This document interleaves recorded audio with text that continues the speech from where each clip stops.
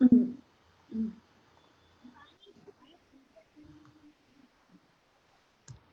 Hi, everyone. Welcome to Morning Joe with Christina and Brooke. Today, we're going to be talking about balancing work and life when work and life are all happening at home. So, we're going to talk about some ideas and strategies to put that nice line in place so that you can feel like a whole person, right? We don't want too much work, we don't want too much life. We want to feel like, we can be our best selves and show up to the best of our abilities in all of those places in our life. So, Brooke will tell us a little bit about Life Wheel and things like that and give some strategies there. And then Joe will dig in with some great ideas on time management. So when you're at work, make sure that you're setting.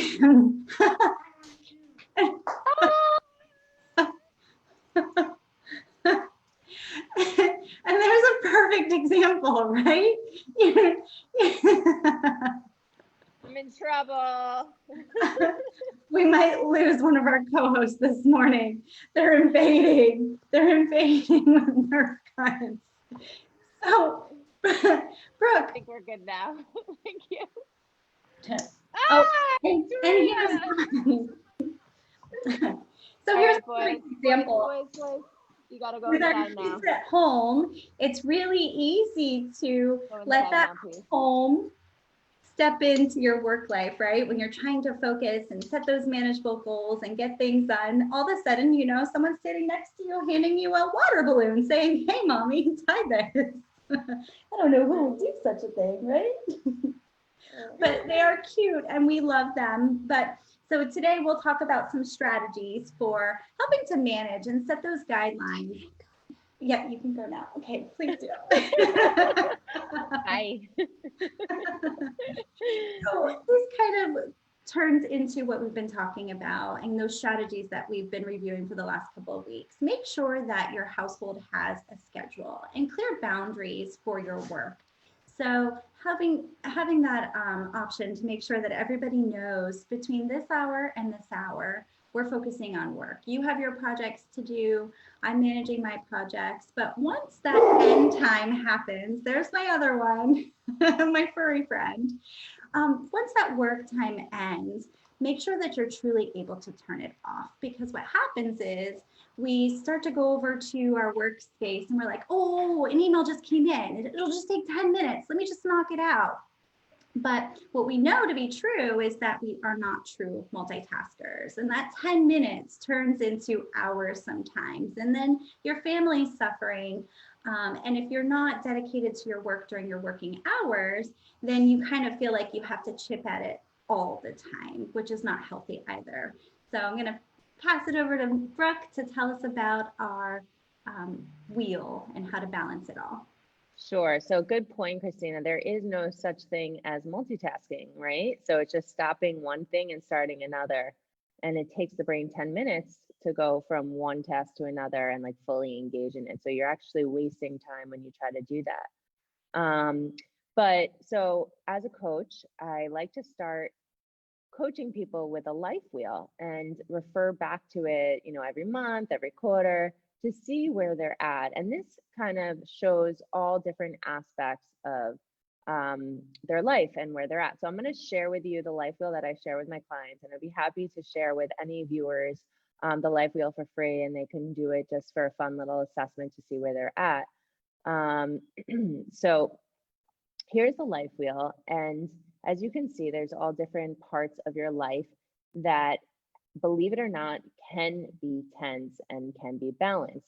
Right now, you can see on this life wheel, there's health and fitness, significant other, romance, family, friends, career, purpose, finances, personal growth, spiritual growth, ministry, and home environment. You can change that to different areas of your life. Let's say one of those indicators are not something that you focus on ever, you could change it to another part of your life. But this is just a general life wheel for the general population. So what we do on this is we take a look at all aspects, 0 being that you're not at center at all, like you have a lot of growth in that area, 10 being it's perfect, there's no improvements that you would want to make on it.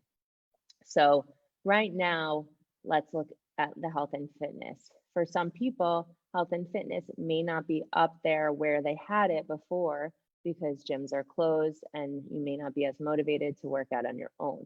So what you would do is you would start looking at the health and fitness, see where you're at.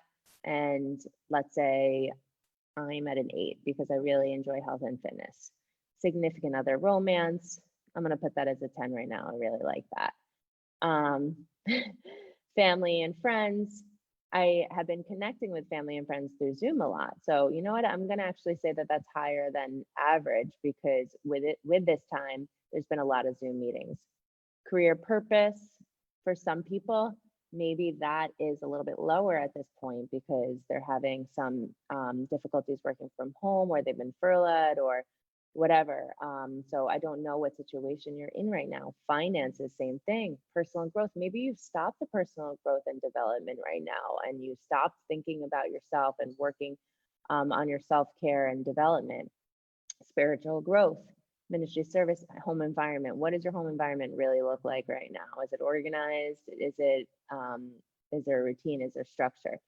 So I ask you to take a look at this wheel and trace the line for each piece of the pie, indicating which number you're at.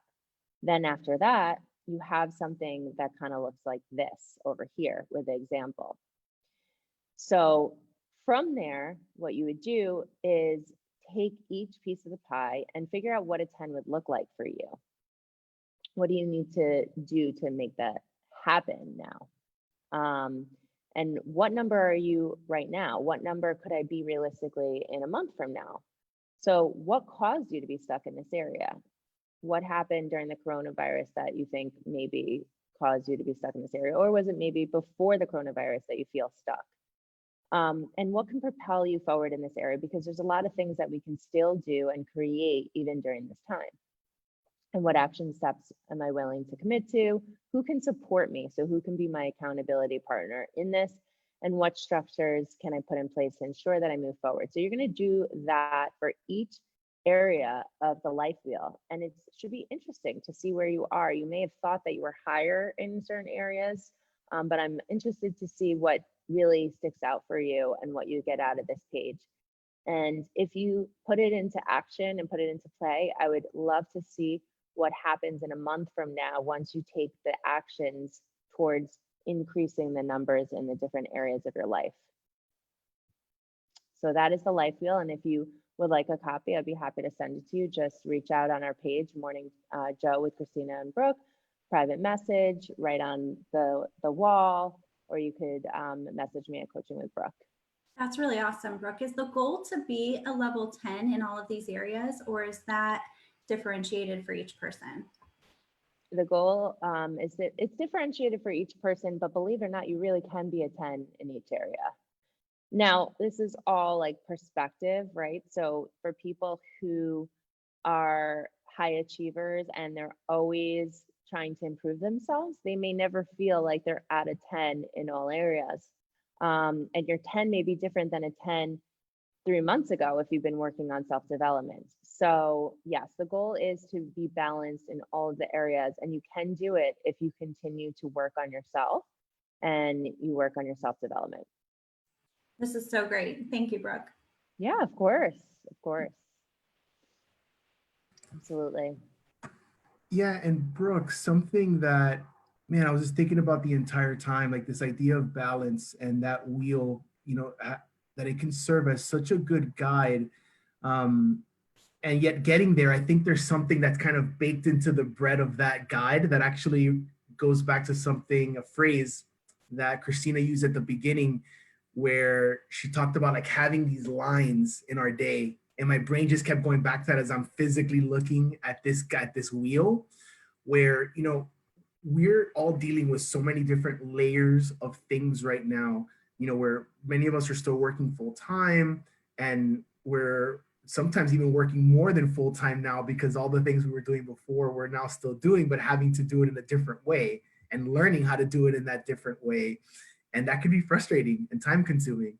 And we're not just doing that on our own, but now because we're all kind of staying at home, which I hope we're all staying at home, we're doing this surrounded by people who are going through the same exact thing.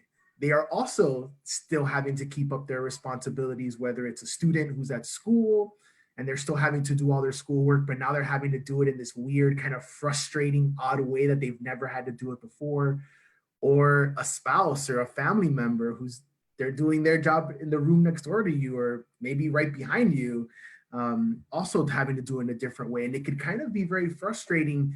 And I think if we allow ourselves to get into this routine where we're allowing our day to just blur into one long experience, or just the week as just being one long experience, because it's just flowing from one thing to the next and you're just like in survival mode, I think that could lead us to a kind of a scary place in terms of our frustration, our stress, our anxiety. So I love the idea of having clear lines, of having interruptions, of having like these very specific moments. You're like, you know what? I'm going to stop my day right now for whatever reason, right? It could be for family time, it can be for personal time. But I haven't mentioned this to you guys. Last week I did something really weird. It seems like super hippie, which is not me.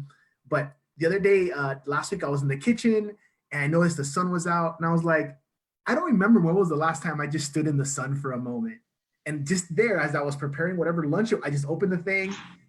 I just stood outside and just stood in the sun. And it seemed like one of these dramatic movie moments, right? Where something really silly becomes like ultra dramatic. But I really kind of felt that way. Like I was standing there like, man, this feels so great. Like this is because I hadn't stood in the sun for a while. So something as silly as that. And Brooke, I love that the form that you were showing us, because that could be the guide. Like that can be the guide for our interruptions throughout the day. So I'm going to specifically stop. I'm going to very specifically set up this clear line of demarcation where I'm going to set aside the thing I was working on for 2 minutes, for 5 minutes. I don't think I was standing in the sun for not even a minute. It felt like it was for a lot longer, but it felt wonderful. But it was a clear, I'm stopping, I'm doing something that's for me. I'm doing something that's for my health, for my spiritual well-being, for my family.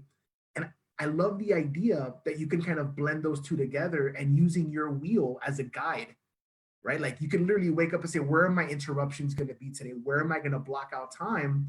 And maybe you can use kind of how your perception or how you're perceiving your progress, your development, and maybe target some of those lower ones. You'd be like, you know what? If I do this 2 or 3 days this week, by the end of the week, I don't think I'm going to be at a 2. I might be at a 3 or a 4 going into next week. I think that's kind of powerful. Joe, I love that. I really love that. What I think is so cool about that is you're right. It doesn't take very long to take a break. And that break could be self-care. It could be deep breathing. It could be jumping jacks. It could be spending time with family, whatever it is in those areas where you feel like you need to improve upon. And one thing that can be a targeted break, I don't know if you guys have heard of the Focus Booster app or the Focus Keeper app. It uses the Pomodoro method. Christina, you're shaking your head. It's 25 minutes of work and then 5 minutes off. So it gives you that 5-minute break and the timer goes off and it actually goes right into a 5-minute timer and you go back into 25 minutes, 5 minutes off, 25 minutes, 5 minutes off, 25 minutes, 20 minutes break. So it allows you to do that and you can actually document what you're doing in that app too, to kind of target what you've been working on. So I think that's really cool to disrupt what you're doing, take a break and focus on one of those areas of the life wheel. That's really cool. And this brings it all together too. I love that collectively we started with, let's make a work-life balance discussion and put it out there for everybody. But it really turned into so much more than that. It's more than work and life. It's you balance. It's balancing who you are and making you whole as a human. So you guys are amazing. Absolutely. Absolutely. And also for people with ADHD, just to bring it back, of course, to the ADHD piece, it's really hard to stop when you're hyper focused on something. So even if there's a timer, it may be difficult for them to stop what they're doing. So what I like to give as a strategy is think of the first thing you need to do, like break it down step by step, just stop. get up and walk out of the room. So do those steps first before you do whatever it is that you need to get to, because it's hard for people to get to. Meanwhile, this is happening while we're talking. Sorry. You guys went on mute for whatever reason. Okay, there you are. Yeah, I had my own background stuff happening. Same here. Same here. Yep. You know, Brooke, with that, I think that having that physical practice of stopping, physically standing up, going to a different space, I think in some ways, going back to something Christina said, where it's just all feeding into itself, that I think aids in establishing a line, in establishing a demarcation point. I am clearly stopping one thing and moving on to the next thing. So I think that's a really good strategy, ADHD or not, right? I think that's just a good strategy for all of us. And like, you know, because it is easy. I love that Christina alluded to this earlier. It is so easy to say, I'm going to take 5 minutes with this and then I'll kind of get away from it. And if in your mind, that's how you're going to transition. Like, I'm going to transition as soon as I get this email done. If that email doesn't get done for 45 minutes, now that time is gone, right? Your interruption time. And now you feel a heightened pressure to move into the next thing, and ultimately just kind of defeats the purpose. Well said, Joe, as Totally. always. Thank you so much, everybody, for joining us for Morning Joe with Christina and Brooke. We'll see you live next week. And around 9 a.m.-ish? Yes, as fast as we can get up there, 9 a.m. Okay. Next Sunday, 9 a.m. at Morning Joe with Christina and Brooke Facebook page. Join us live. Love you all. Have a great week. Bye.